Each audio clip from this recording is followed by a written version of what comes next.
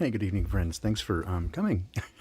Short notice, no notice, whatever. You just appeared. Um, okay. So this is going to be a fairly a brief affair, I think. Here's what's going on. Yeah, there's a backstory to it. I almost did this last night, and then I'm kind of glad I didn't because I want to just it'd be better to wait for the more information. So many of us have, well, okay, so this whole thing for me began largely, at least doing this channel, with the Awakening Project. And by that I mean the idea of doing, trying to better understand the nature of the world around us, what's happened to us, and what's going on, and why some people seem to awaken and some don't. And I had some ideas about that, asked a few people to join in. There was quite a bit more than I had originally anticipated. In fact, enough to offer what we would call statistically significant data. And I'm still processing that, and I both personally and actually processing the data. And I admit that I am much further behind than I anticipated being because, well, who knew that I would take on all these other things, and that 2020 would become a curse word. So I still anticipate getting continue to work on that with some regularity and pull out as much as I can, and trying to prepare phase 2 as well. But one of the things that comes to light many times, right, is that so many people here, I assume many among us, and I can see you in chat right now, I know I've talked to personally or via email, and we feel very alone and isolated. Many of us have loved ones, friends, family, who just, we would say just don't get it. Their eyes aren't open. They simply cannot see it. And I certainly, again, going through this information, I'm fully aware that not everybody will probably get it. But it certainly took a call from Chelsea this weekend on the mid section of Sola Scriptura that I'm now calling sorta scriptural. Just a little a little change there. And I wanted to just talk to a few people and see what's going on. And it the story that she told again was just, I don't know, it really deeply touched me because it's a story that I've heard so many times. It's become very familiar, both to me and to you, I'm sure, of how she sat down with her kids, both of whom are in the military, and so they're young and but adults, and she sat them down and said, things are becoming, we're reaching a juncture here, a crossroads, where it's either going to be like natural law or we're going to go into this technocracy. And she was a little surprised even that they acknowledged and said, yeah, Mom, we know that. And she said, so we got to choose which way we're going to go. And they said, yeah, so I take it you're going to take the natural path. And she's like, of course. And they're like, well, so we're going to we're going to sign up for technocracy. That seems to be the way to go. And I understand the position. I really do. But it, from our point, it hurts so badly, and it feels like there's nothing we can do. We know from our experience that you simply cannot drag people kicking and screaming into seeing things that they will not see. And again, all of the evidence is certainly in that. The preponderance of evidence would lead us to that. We cannot force people or beg them. And then talking to Rose this morning on the Poppycock Report, and she had, again, we were both telling stories of we had friends, or at least people that we know, who had tested positive for the Crenani. One of them is a coworker of mine. One of them is a friend of hers who has 2 young children. And in fact, he not only got tested, but appeared to believe he had symptoms and went to the hospital. And she's terrified that they may do something bad. We've seen this before. And certainly we know that while their personal intentions, those people working, are probably not in question. They're just doing what they're told and going through the motions that they've been taught. And certainly the system doesn't care anything about them. So, but it occurred to me, right? Well, I'll say this. that I had never intended to do anything like this, and but it was a ceiling fan man who asked when we were speaking with Mac Parhar, who was recently arrested, and we again put together some stuff for him and just trying to support him as best we can in this community. And he just asked if I would, send up a prayer for him, and I was like, sure. And I'm like, you mean now? He's like, yeah. So I did it live, and it was like nerve-wracking and terrifying. And there's not only because it's a very private moment for me when I speak to Dad. It's like talking to a very close friend, and so it's kind of weird to kind of do it openly. But on the other hand, I think it can help. And we were told that where two or more are gathered in His name, that He'll join us, and that we agree on things. It will be done here as it is there. And so there are at least 47 of you, I think, there. That's me, 48, and we're at 50, right? So I think we've got pretty good odds here, plus anybody who comes later.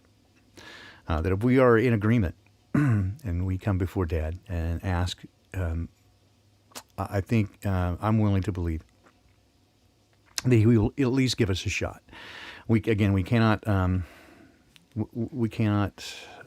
choose for people, and they must do it themselves. But I think there is the opportunity to simply ask the Dad show Himself and open their eyes for a moment, and give them the opportunity to really see what they cannot. And so without having done the research and without going through the same process that we did, then, they lack the benefit of seeing it the way we do. However, there is some things about truth that simply stands on its own. And so for that, it is my intention to simply ask if you would join with me in petitioning Dad for those about whom we care, and those in our community or around us that our hearts go out to. And so sending positive intention to those around us.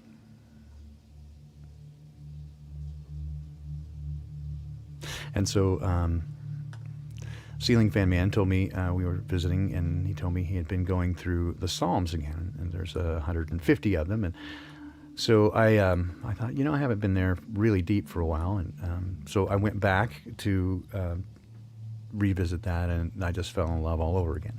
It's some pretty amazing stuff there. Many of them are the words of King David. Some of them are not. They're attributed, but they were songs. I had considered doing what I used to do all the time when I would do what I would just call worshiping, which is just play music and sing over it and just sing my heart out to Dad. But I'm not prepared for that, and neither probably do you want to hear it at this point. I'm deeply out of practice, and so I don't want to take away from the moment. And so I'll just, but here's what I want to do. I want to just start with Psalms 22 and read through that, if you'll bear with me. And then we'll just together meditate, ask Dad to be with those about whom we care. And let's see what happens, shall we? You probably heard some of these words before. They were quoted by Jesus as He was on the cross. My God, why have you forsaken me? Why are you so far from helping me and from the words of my roaring? Oh God, I cry in the daytime, but you don't hear me. And in the night, I'm not silent. But you're holy, and you inhabit the praise of your people. Our fathers trusted in you. They trusted, and you delivered them. And they cried to you, and they were delivered, and they trusted in you, and they were not abandoned. But I'm a worm. I'm no man. I'm a reproach among men and despised by people. Everyone that sees me laughs me to scorn. They shoot their lip out at me. They shake their head. Say, this idiot trusts in God.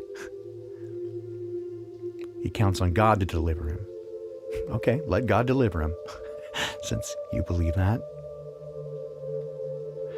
But you're the one that took me out of the womb, and you gave me hope when I was on my mother's knee.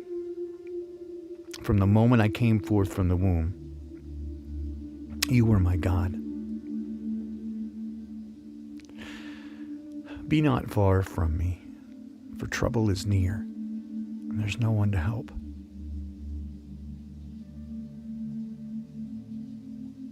My enemies are all around me. They gape upon me with their mouths like ravening and roaring lions. My spirit is poured out like water.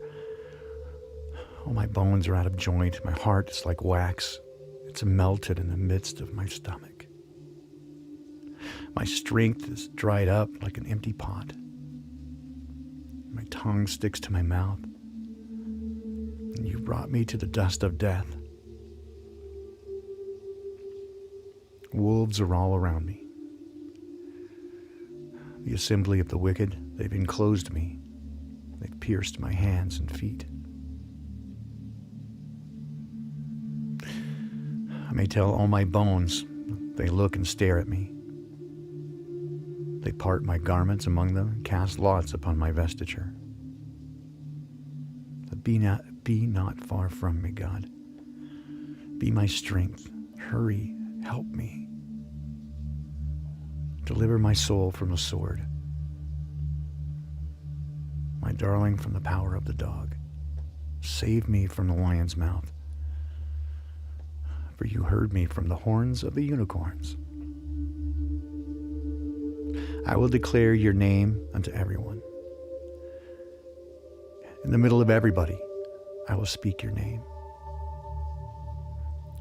Everyone that knows God, lift him up right now.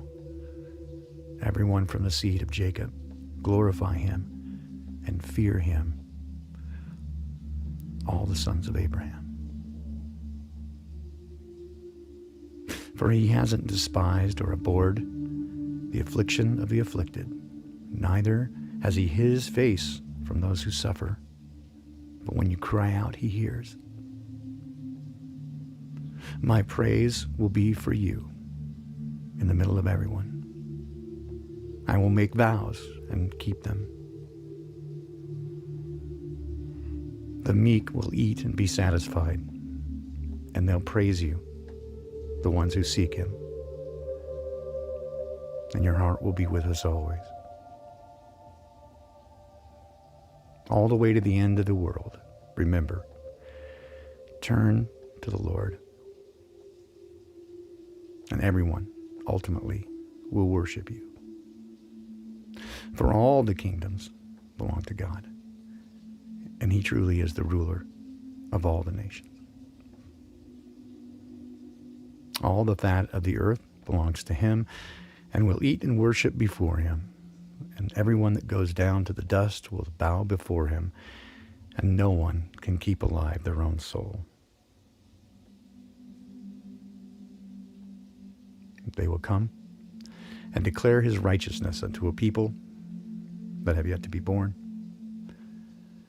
And he's the one who has done this.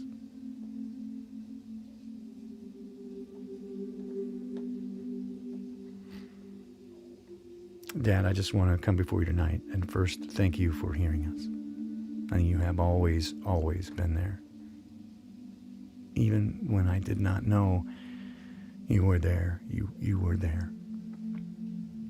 You have never, ever let me down. You have never ignored me. And I just marvel at your beauty. You are the most amazing being beyond imagination. And I love you. And so many of us sense that things are changing. And what you have given us is relationship. You made us to be in relationship with you and one another. And so those who you gave us to be in relationship, we see that they cannot find you. And they are afraid. And for many, it is not their fault. They've been told to be afraid all their lives. They've been hypnotized by people with bad intentions. And for some of us, you've opened our eyes to let us see what's happening. And so we turn and walk away. Others cannot see it. And despite all the effort that I put into trying to understand this, some of it I do and some of it I do not. Why some people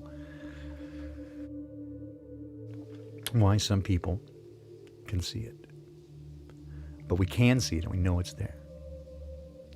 And so what I'm asking tonight is that for everyone who is in the minds of everyone here, everyone who listens later,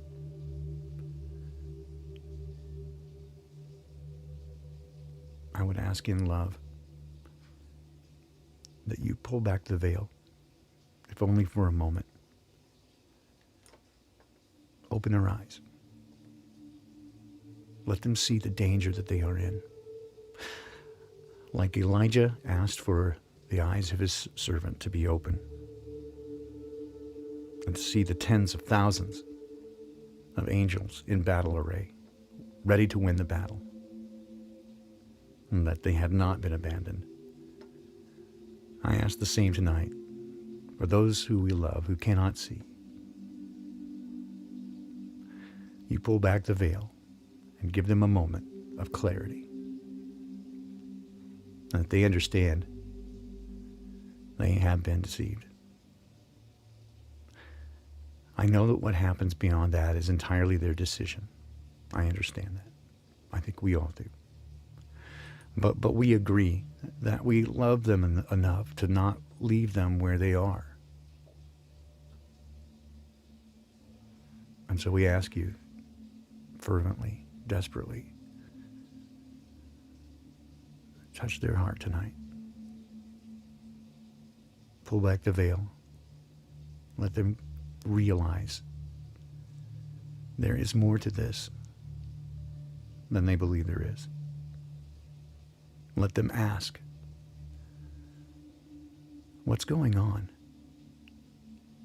There's something not right here. Give us an opportunity to water the seeds that we've planted.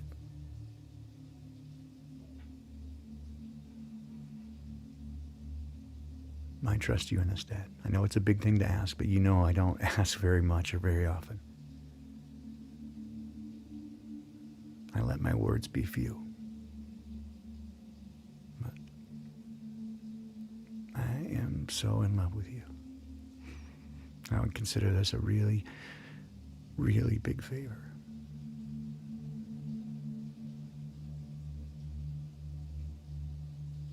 And we agree, those of us here, that we ask this of you, humbly and earnestly.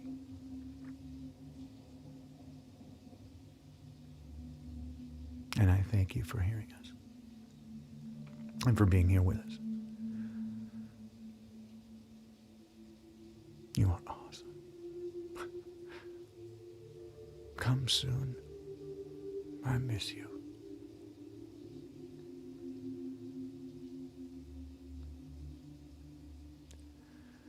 Thank you. Thank you so much. You're my best friend. And so much more than that. And you saved my life. You made it worth living. And worth dying for. I'll do it with joy.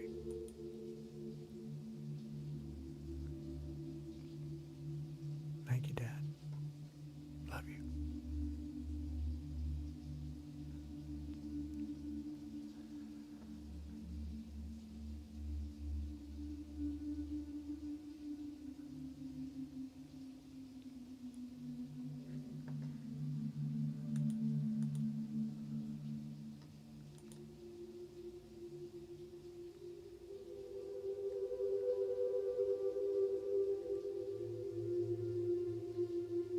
Psalm 25. Unto you, God, I lift up my soul. Oh, God, I trust in you. Let me not be ashamed. Don't let my enemies triumph over me. Let none that wait on you be ashamed. Let those be ashamed who trespass against you without cause. Show me your ways, God. Teach me your path. Lead me into your truth and teach me, for you are God and my salvation. On you I wait all the day long. Remember, God, your tender mercies and your loving kindness, for they have ever been of old. Remember not the sins of my youth, nor my transgressions. According to thy mercy, remember for thy goodness' sake. Good and upright is the Lord.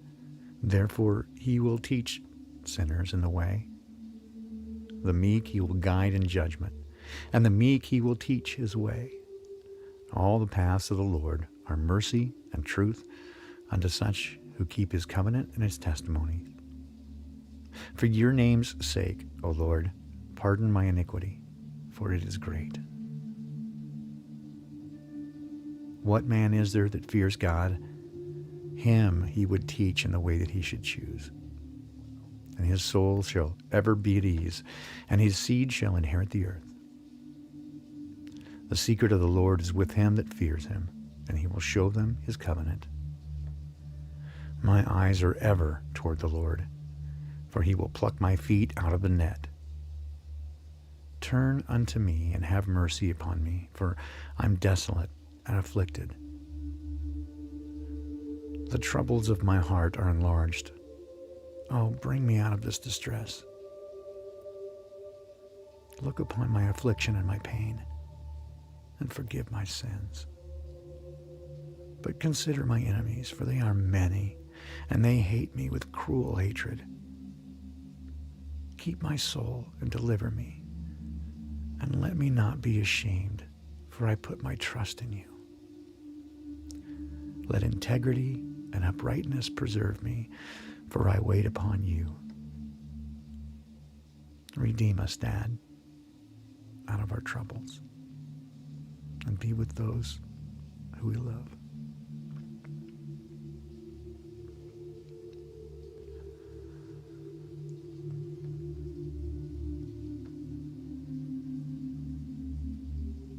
Thank you for being here with me and agreeing with me in this matter.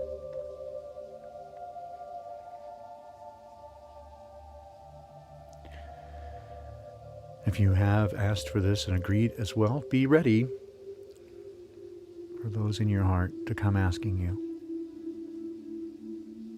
Have a ready word. Don't try to dump it all on them at once, but put your arms around them. Love them. Don't say I told you so. Welcome them with open arms.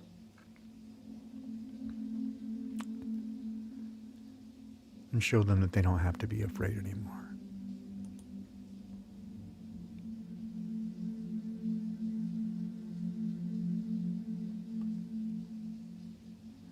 Thanks for coming, friends. I'll see you again soon.